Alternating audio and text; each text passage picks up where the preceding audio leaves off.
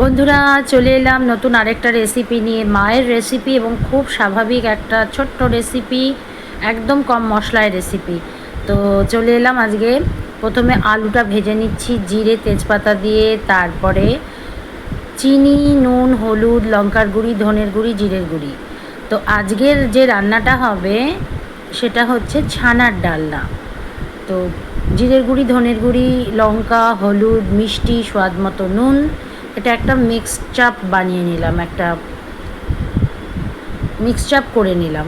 ঠিক আছে, এরপরে আলুটা তো প্রথমে ভেজে রেখেছিলাম, তারপরে একটু লাল লাল হয়ে যাওয়ার পর দিয়ে দিলাম হচ্ছে ছানাগুলো এবং আলুর সাথে একটুখানি কড়াইতে নাড়তে চাড়তে হবে, ভালো করে নাড়তে চাড়তে হবে। ঠিক আছে, একটু লাল লাল যখন হয়ে যাবে তখন দেখো ভালো করে নেড়ে নিচ্ছি। একটু লাল লাল যখন হয়ে যাবে তখন ওই পুরো ইয়েটা দিয়ে দিতে হবে, যে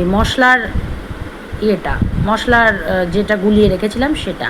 তারপরে সেটা দিয়ে ভালো করে নেড়ে চেড়ে একটু জল দিয়ে সেটা চাপা দিয়ে দিলাম। চাপা দেওয়ার পরে ঘি গরম মশলা দিয়ে নামিয়ে দেব। দেখো হয়ে গেছে রান্না, রেডি। খেয়ে নাও গরম ভাতে। টাটা।